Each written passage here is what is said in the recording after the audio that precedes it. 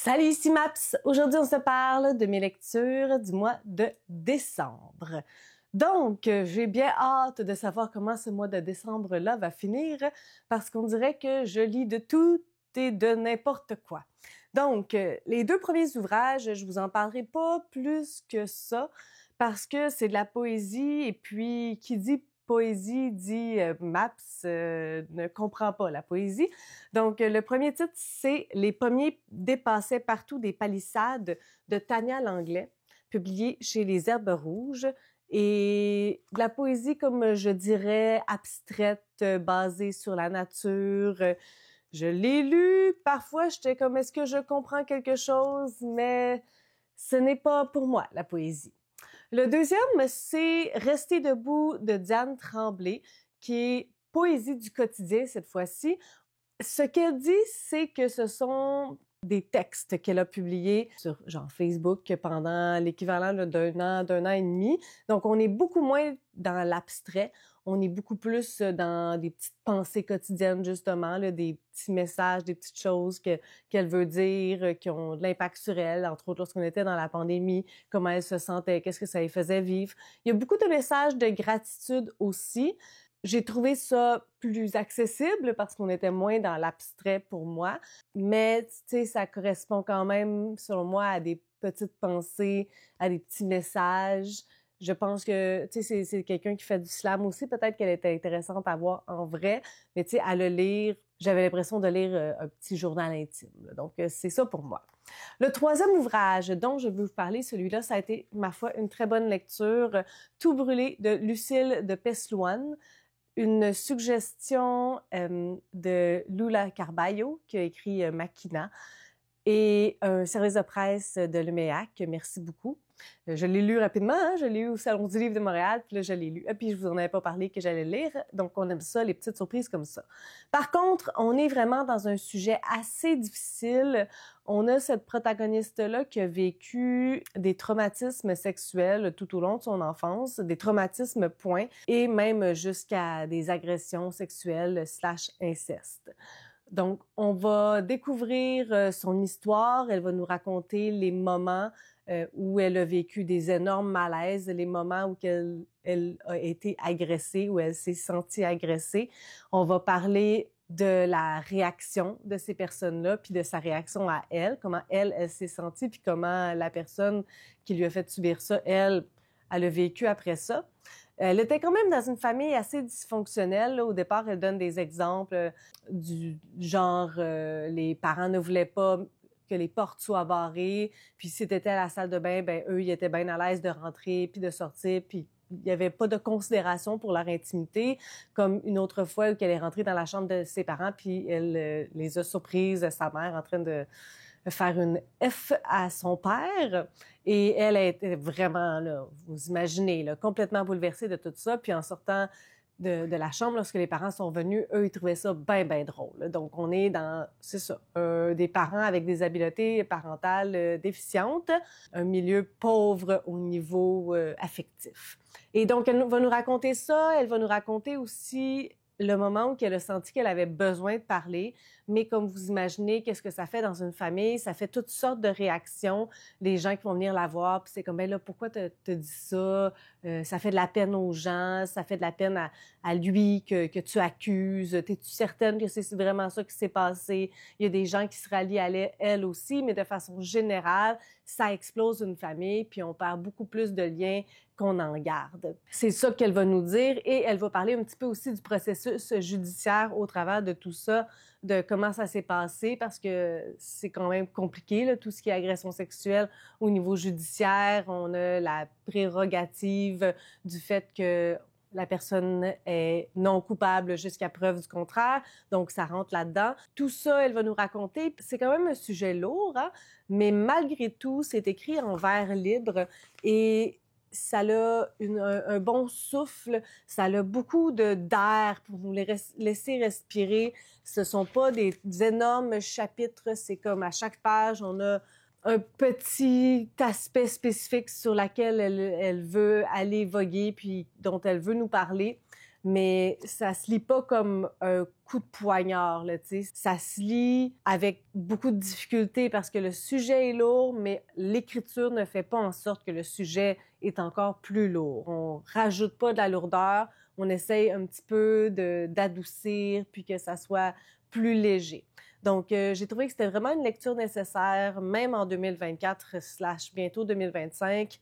Il y a beaucoup de choses là-dedans qui devraient être lues, qui devraient être réfléchies par beaucoup de personnes.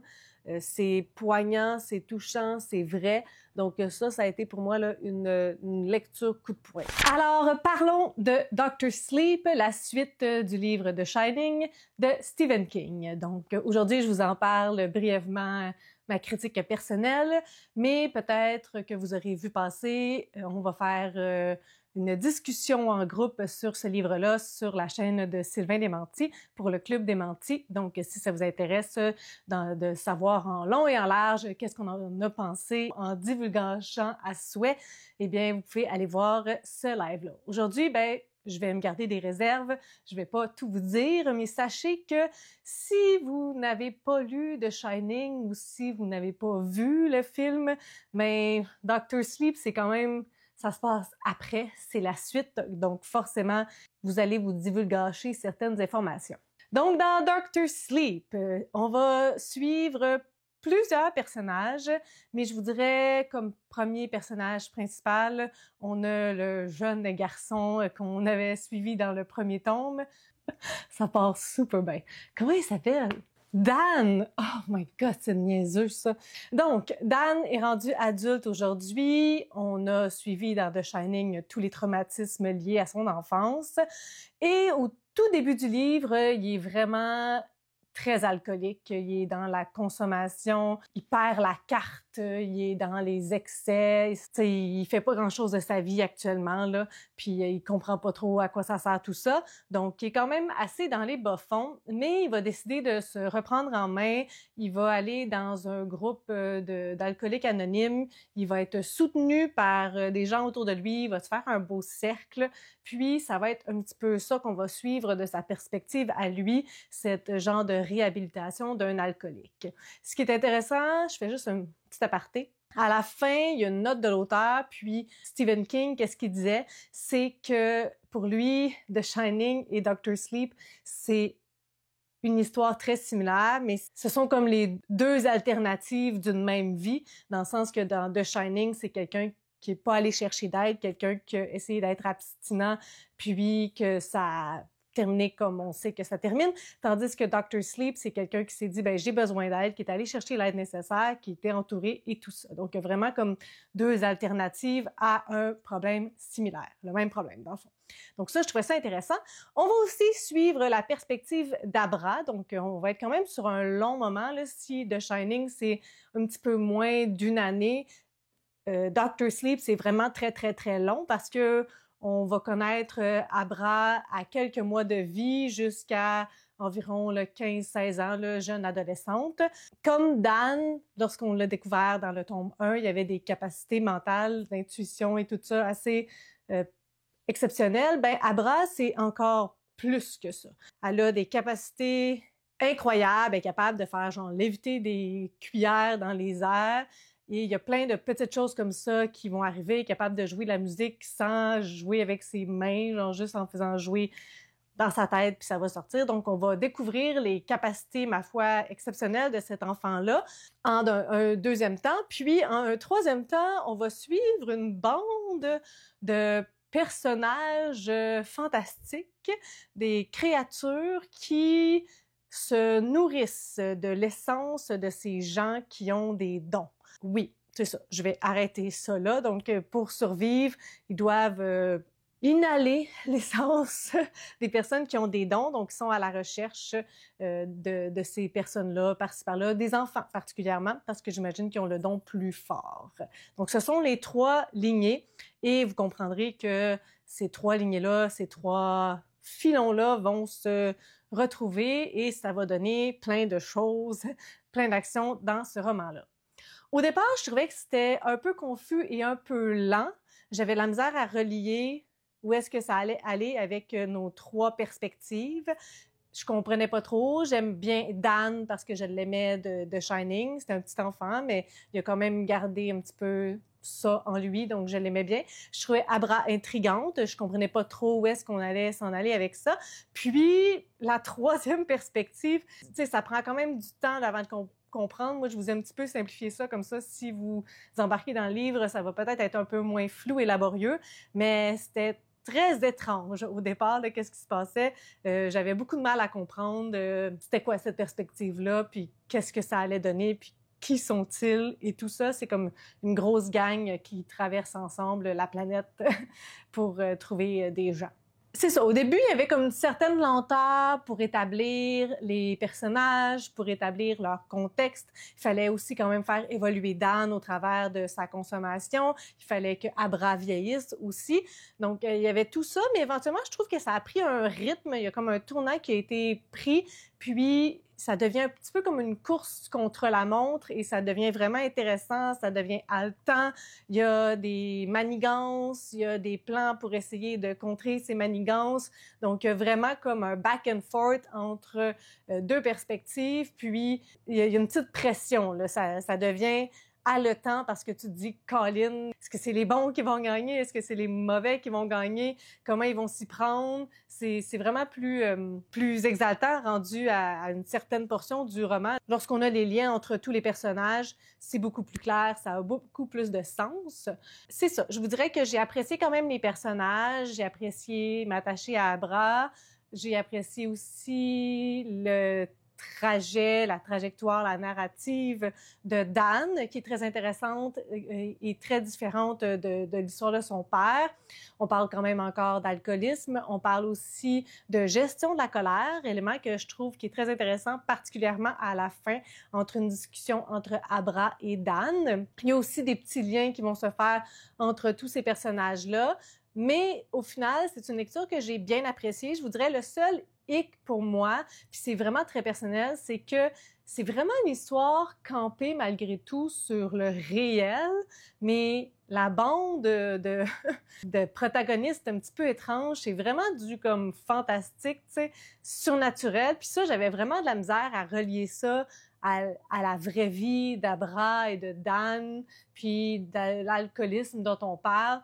C'était comme... J'avais vraiment de la misère à faire le lien entre ces créatures weird, qui sortent de l'ordinaire, qui n'existent pas dans la vraie vie, et le monde normal, les deux protagonistes complètement normaux.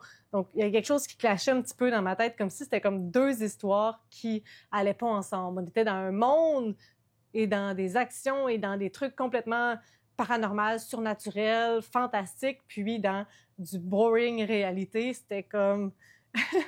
ouais, c'est ça. Il y a des choses dans ma tête que ça fonctionnait pas. Il y a peut-être une explication, puis on verra dans notre club de lecture, c'est quelqu'un qui trouve que ça exprime quelque chose d'autre, peut-être que je n'aurais pas vu parce que moi, j'étais plus au sens premier.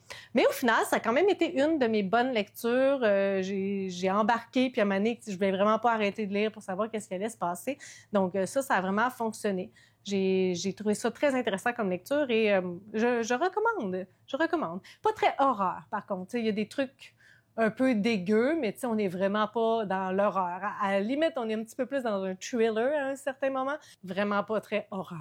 Sur les ruines de sa vie de Claire Bergeron, je l'ai lu en lecture commune avec Isabelle.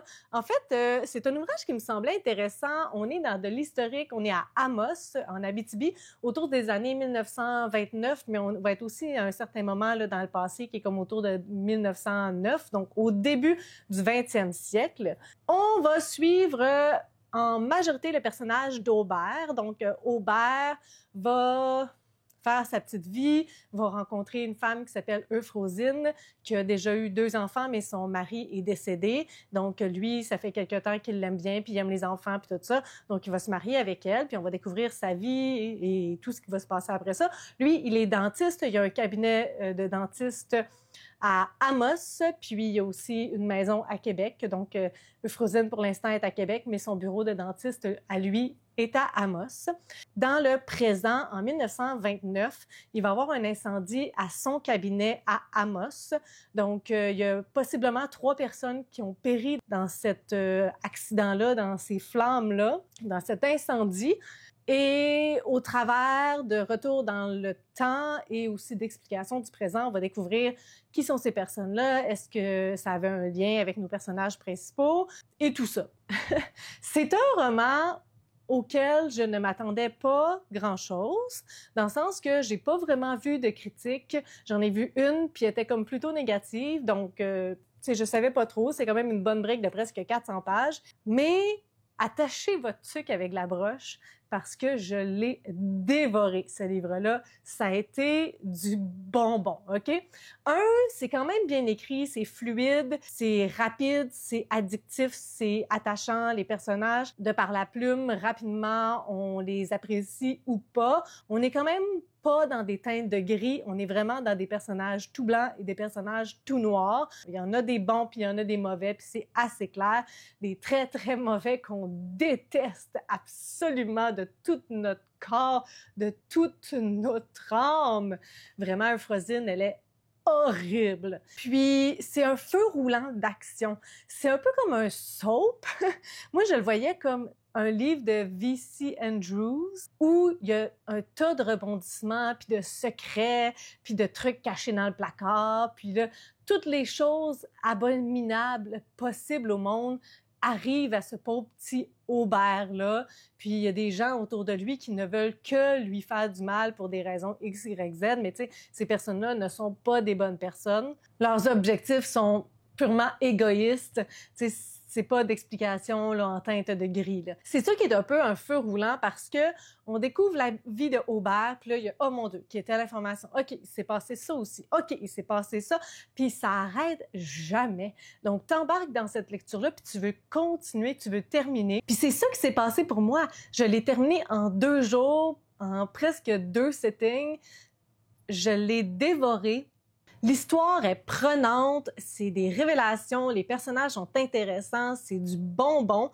Donc, t'embarques dans ce livre-là, tu mets ta switch à off. Puis il y a aussi tout le contexte historique qui est intéressant parce que c'est ça aussi qui est fascinant avec cet ouvrage-là, c'est que le contexte historique a beaucoup d'ampleur et une histoire comme ça contemporaine fonctionnerait pas autant parce que, par exemple, là, il aurait aimé ça se divorcer.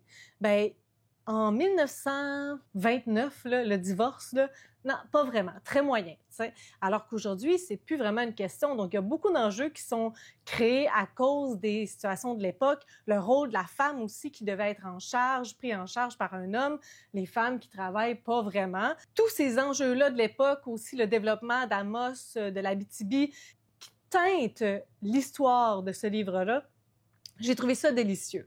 Délicieux, c'était du bonbon, c'était addictif, c'était bon. Ça fait du bien de terminer une lecture aussi rapidement puis d'en sortir vraiment juste satisfait d'un énorme bon moment qu'on a passé.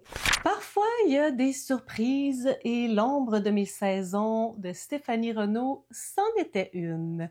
Je n'ai pas vraiment vu passer ce roman-là. Ça a été publié cette année. Ediling, c'est pas une maison d'édition que je suis particulièrement ou dont je lis les ouvrages. Il fallait que je lise ce livre-là. C'est une autrice aussi de ma région. Je pense plus qu'elle y habite, mais je pense qu'elle y a déjà habité. D'ailleurs, dans le livre, ça alterne entre Montréal et Gatineau. De quoi ça parle, ce livre-là? En fait, on va suivre la protagoniste qui... Voyons, j'ai oublié son nom. Je sais comment elle s'appelle. Gabrielle, mon Dieu. Gabrielle. Comment j'ai pu oublier? On dit très souvent ce nom-là. Gabrielle va vivre... au début de sa vingtaine, une relation très traumatisante. Elle va fréquenter un gars pendant quelques mois qui est super violent. Il va lui faire vivre la violence psychologique, il va lui faire vivre de la violence physique, de la violence sexuelle. Elle va être violée par ce gars-là. Elle va être maltraitée, violentée et tout ça. Donc, forcément, ça va causer des grands traumatismes.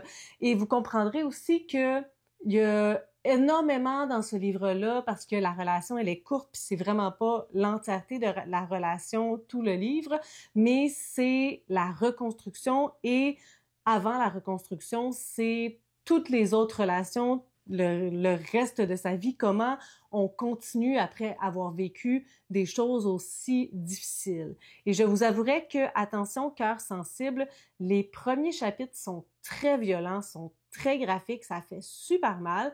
Je vous avouerai que je suis restée prise avec des images. C'était très fort, puis c'est vraiment émotif. Faites attention à ça, c'est pas un ouvrage qui fait de la dentelle. Une fois qu'on a passé ça, c'est quand même plus doux, même s'il y a des passages difficiles, mais le début, là, il est vraiment coup de poing, le coup de poignard.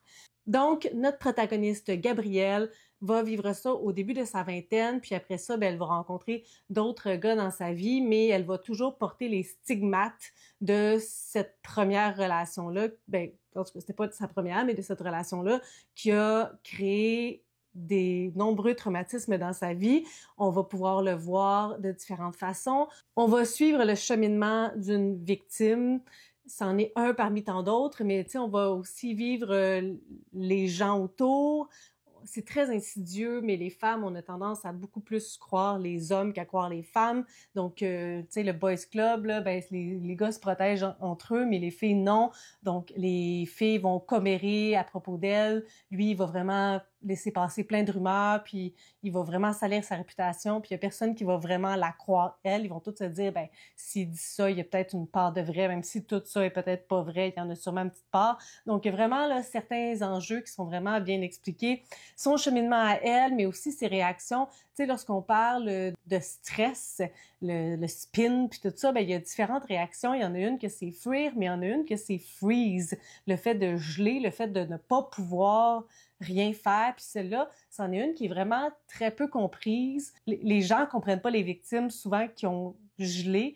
Ils sont comme, t'aurais dû parler, t'aurais dû dire non, mais c'est pas si simple, tu sais, c'est un des mécanismes de défense et dans son cas, à elle, c'est le sien. Donc, les gens vont vraiment beaucoup lui remettre ça sur le dos, vont vraiment beaucoup lui dire, tu sais, t'aurais dû dire quelque chose, t'aurais dû faire ça, alors que, ben, son mécanisme de défense, qui en est un connu, ben, c'est de freeze et ça a ses implications aussi qu'on va voir. Donc, vraiment, j'ai trouvé que c'était bien écrit. J'ai embarqué rapidement dans ce livre-là, comme un coup de poing, comme je vous disais. Là, le début est vraiment fort pour nous accrocher. Puis je me suis dit, OK, ça va être toute une ride. J'étais pas nécessairement prête, je savais pas trop dans quoi je m'embarquais, mais l'écriture m'a vraiment gagné rapidement. Je vous dirais qu'il y a des petites faiblesses dans l'écriture. Je pense que c'est son premier, donc forcément. Mais de façon générale, c'est quand même très, très bon. Là. C'est quand même un ouvrage bien écrit, fluide, addictif. Il y a quelques petits dialogues que je trouvais que ça sonnait un petit peu faux, un petit peu convenu, un petit peu, là, il y a personne qui parle comme ça dans la vraie vie avec ces termes-là puis qui s'exprime de cette façon-là. Tout le monde était très bien poli, très bien doux et des bonnes manières de communiquer, sauf dans les cas de personnages très problématiques. Mais les autres, là, ils étaient, ma foi, assez surprenants dans leur manière de communiquer.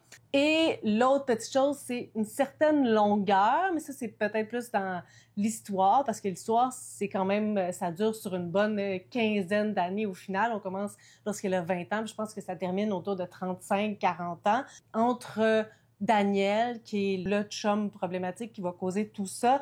Il y a quand même des hauts et des bas avec elle, mais il y a aussi plusieurs hommes qui vont rentrer dans sa vie.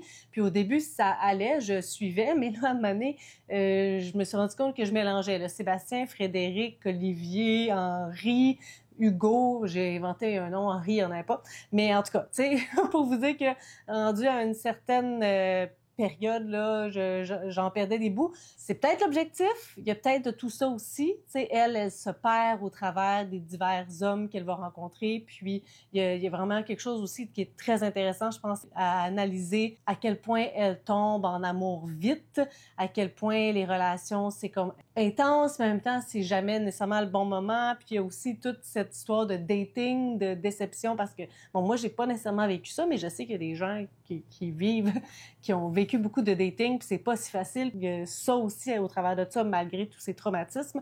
Il y a tout l'aspect aussi de demander de l'aide et d'accepter. Tu sais, Gabrielle est vraiment du genre à enfouir, à se dire, tu sais, si j'en parle pas, si je le ravale, ça sortira pas, mais forcément, ben, ça sort à certains moments lorsqu'elle contrôle pas, puis parfois ça pète.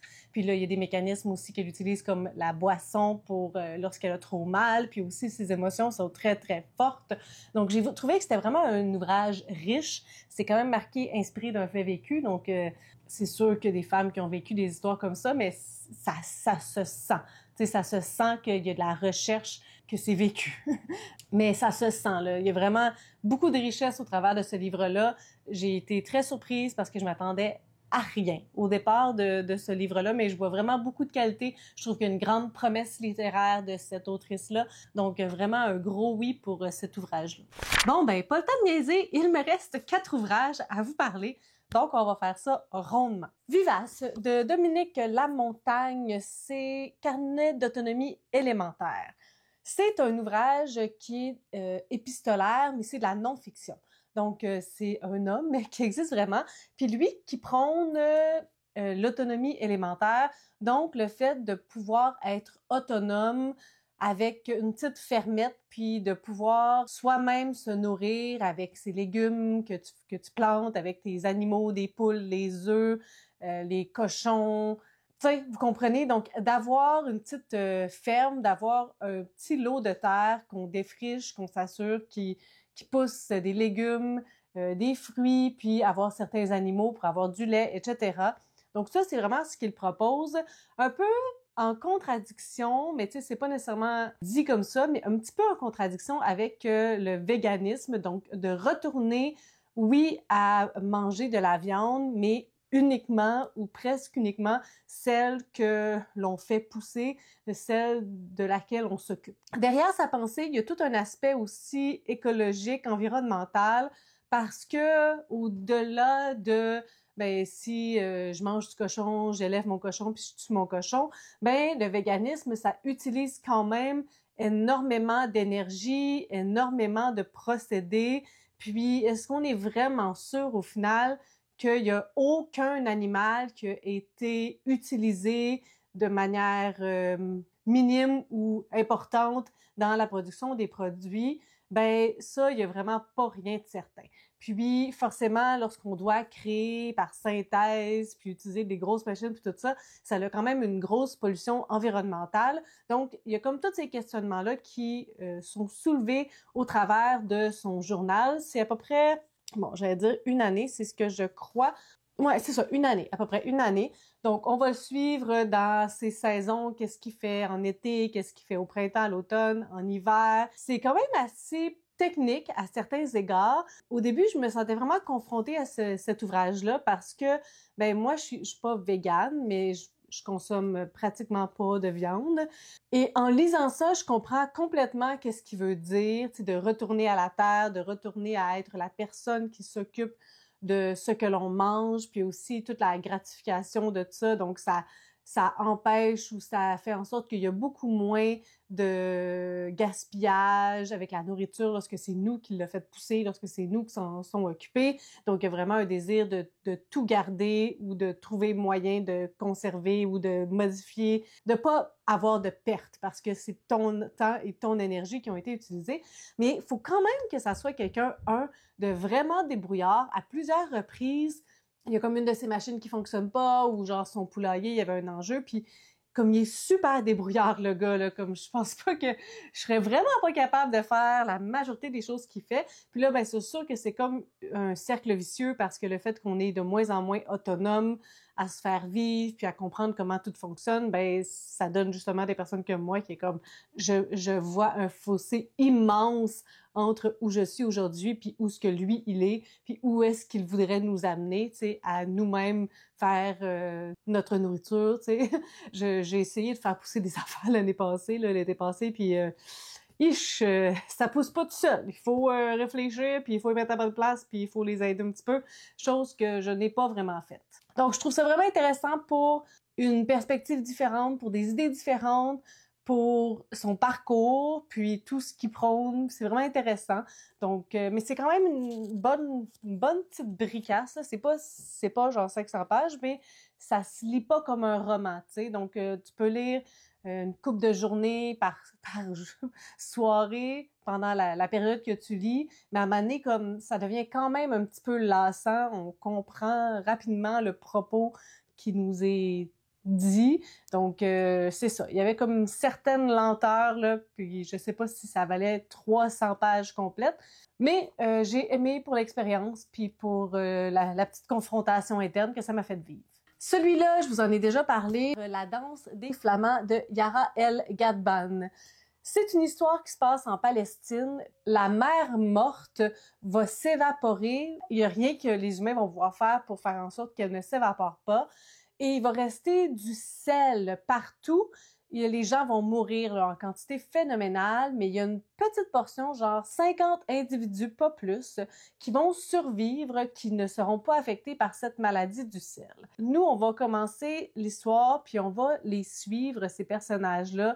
On va découvrir leur petite vie. Puis les flamants roses ont une grande importance parce que une fois que les gens y ont arrêté de mourir, une fois que il y a comme quelque chose qui s'est établi entre les divers habitants, ben les flamants roses sont venus les voir, puis il y a comme une petite relation qui s'est tissée entre eux et les flamands. Donc ils ont comme chacun leur flamand frère ou sœur, leur particularité. Il y a vraiment quelque chose, les Flamands, ça danse tout au long de cet ouvrage-là. C'est pas pour rien que ça s'appelle La danse des Flamands, mais il y a vraiment ça, là. Il y a vraiment comme cet aspect fluide, des mouvements au travers de tout ça. Il y a des choses, tu sais, qui sont un peu non tangibles. Il y a vraiment une belle écriture de ce roman-là. Il y a des choses qu'il faut accepter de pas comprendre. Habituellement, c'est pas tant ma talle, mais j'avais quand même bien du plaisir à être avec nos personnages. Là, déjà, les noms m'ont échappé là, parce que c'est des noms assez particuliers. Il y a Anat, ça je me souviens, qui est la conjointe de notre protagoniste qui se nomme Aleph. Et on va les suivre, forcément, il va se passer un petit quelque chose, puis la fin, elle va quand même assez rapidement, mais c'était bien intéressant. Donc, j'ai la misère à en dire plus, mais une petite utopie qui est ici, avec quand même un petit monde particulier, tout doux et des flamants roses au milieu de ça. L'histoire ne s'arrête pas là. 12 épisodes méconnus de l'histoire du Québec par André Martineau. Vous connaissez peut-être le balado. Il en a fait une version, un livre avec 12 épisodes, comme je vous disais, mais je pense que son balado, là, il y a quand même plusieurs saisons. Donc, si ça vous intéresse, ça peut être quelque chose que vous pouvez écouter ou lire à votre belle guise. Et moi, je connaissais pas ce balado-là. Je vous avoue que j'aime bien ça quand même, les faits divers, mais j'aime pas les faits divers sur tout sujet. Je suis quand même assez pointilleuse. Tout ce qui a un lien avec la politique, ça m'intéresse bof. Tout ce qui a un lien avec l'argent, ça m'intéresse bof. Donc, il y a comme des grands pans de l'histoire que je suis comme, OK, je vais les lire, mais comme ça vient pas me chercher personnellement. Mais j'ai trouvé que c'était super bien écrit, c'était intéressant, il y avait une perspective aussi de remettre à l'époque certaines situations, puis ça, c'est ça que je trouvais vraiment intéressant. Dans celle que j'ai bien aimée, la première avec René Lévesque, c'était vraiment intéressant parce que il y aurait eu un accident de voiture. En fait, il était en voiture, puis il a frappé un itinérant qui est mort, là, qui était probablement complètement saoul, mais en plein milieu de la nuit, donc c'est ça, René Lévesque conduisait, puis il a frappé cet itinérant-là qui est décédé. Mais tu sais, lorsque t'es premier ministre qui tue un itinérant, il y a comme quelque chose, un gros choc de pouvoir et de hiérarchie dans la vie qui vient avec ça. Donc, il y a toutes ces réflexions-là aussi, puis comment ça se fait que ça n'a pas autant eu un effet sur sa carrière, parce que malgré ça, tu sais, il a continué après en politique, puis ça s'est bien passé, alors que aujourd'hui, on pense à ça, puis on se dit, quelqu'un, tu sais, un premier ministre qui tue un itinérant, là, en plein milieu de la nuit, sa carrière est terminée, là. Donc, il y avait vraiment toutes ces réflexions-là. Donc, celle-là, je l'ai vraiment beaucoup aimée, puis vous connaissez peut-être mon amour pour, mon amour. En tout cas, le fait que je suis très intéressée par les situations d'itinérance. Dr. Cream aussi, l'empoisonneur de l'université McGill, c'était vraiment intéressant parce que je suis quelqu'un qui aime quand même ça, à petite dose quand même, des histoires de meurtres, de tueurs en série. Puis lui, c'est quand même vraiment intéressant parce que ça a pris super longtemps à le coffrer, puis on l'a même pas coffré sur une de ses tentatives de meurtre, on l'a coffré par extorsion parce qu'il envoyait des lettres de bêtises à des personnes haut placées, à des hommes de surcroît. Puis il était comme, je sais que c'est toi qui as tué telle personne. Fait que là, c'est là que ça a commencé à déranger. Mais au départ, il tuait des filles, des prostituées, donc ces femmes, des filles particulièrement. Donc ça passait vraiment dans le beurre. Puis les poisons, c'est quand même insidieux. C'est quand même une technique assez particulière. Tu sais, souvent, j'essaie de comprendre dans la tête des tueurs en série. Mais tu sais, un poison, tu vois pas... Tu sais, comme il y en a qui sont vraiment sadiques puis qui aiment comme voir les personnes mourir dans leurs mains, tout ça, leur faire des choses. Quelqu'un qui tue par poison, c'est comme tu donnes le poison puis il se sauvait, là. Donc, il regardait même pas la douleur. Je sais pas c'était quoi l'objectif, je sais pas qu'est-ce que ça y faisait vivre, parce que définitivement, il était pas là aux premières loges de la mort. Fait que, je sais pas. Le collège Manitou aussi, c'en est un que je trouve un petit peu triste parce que on a essayé de créer un endroit pour que les différentes Premières Nations se sentent bien, puis ça a tellement bien fonctionné que rapidement on l'a fermé, puis ça a été un échec. C'est très amer. L'histoire de Fred Christie, c'était intéressant aussi. Un homme qui voulait juste aller prendre une bière au forum, puis il fait ça très souvent, mais cette soirée-là, on lui dit non. Ça s'est rendu vraiment très, très loin. Lui, c'était pas un gars qui se disait militant ou revendicateur, mais il était comme Crimbin, je veux juste aller prendre une bière, puis on me dit non, genre. Les résultats de la cour étaient vraiment contre lui à toutes les fois, puis c'est comme une chance qu'il y a eu de la jurisprudence là-dessus parce que c'est très questionnable, très, très questionnable, que les aubergistes puis les commerces pourraient décider à qui offre leurs produits ou pas. Ça s'appelle la ségrégation. Puis la deuxième partie, je l'ai trouvée un petit peu moins intéressante. C'était plus, c'est ça, la politique, l'argent, donc on était moins là. Mais bon, si vous n'avez pas ces enjeux-là au niveau de ces thématiques-là, vous allez probablement bien apprécier parce que moi, effectivement, j'ai bien aimé. À minuit moins une, disons que c'est un cas de figure, là, j'ai pas vraiment fini à minuit, mais quand même très très tard dans la journée, le 31 décembre, j'ai terminé le deuxième tome de la trilogie Le problème à trois quarts de Liu Cixin, il me semble que ça se disait comme ça. Et c'est difficile de parler d'un deuxième tome quand même. Sous le ciel me l'avait beaucoup vendu, elle était comme « Ah, j'ai tellement aimé ça, j'ai tellement plus aimé le deuxième tome que le premier tome. » Puis moi, j'avais bien aimé le premier tome, il y avait eu des révélations, puis j'étais comme « Ok, wow! » Comme, il y a des choses qui s'imbriquent. Le deuxième tome, qu'est-ce que je pourrais vous en dire? On est dans une perspective de sauver les humains ou possiblement de trouver une deuxième planète parce que là, il y a quelqu'un qui s'en vient possiblement sur la Terre, puis on ne sait pas si ce sont des amis, si ce sont des ennemis, si ils vont cohabiter avec nous, si nous, on accepte ça, est-ce on veut comme que quelqu'un d'autre soit sur notre planète, est-ce qu'on les tue, est-ce qu'eux vont nous tuer? Donc, il y a comme beaucoup de réflexions par rapport à tout ça. S'il y a un intrus qui s'en vient vers nous, comment on va réagir? C'est pas mal... je vous dirais le résumé bref de cette histoire-là. Dans le premier tome, je m'étais quand même accrochée à certains personnages, puis il y avait des lignes directrices que je trouvais bien intéressantes. Dans le deuxième tome, on dirait que j'étais vraiment un spectateur externe, puis je voyais s'embrancher des choses, mais j'ai jamais eu de « Oh mon Dieu, OK, comme ça s'est passé. » Puis c'est pas parce que c'est moins intelligent, c'est pas parce que c'est moins ficelé, mais les moments de Eureka que j'ai eus ou les moments que je me suis dit « My God, c'était vraiment intelligent », j'en ai pas eu, contrairement au premier tome, mais c'est pas parce que ça l'est pas. C'est juste parce que ça a pas eu cet effet-là sur moi, parce que définitivement, c'est ficelé là, de main de maître, cette série-là.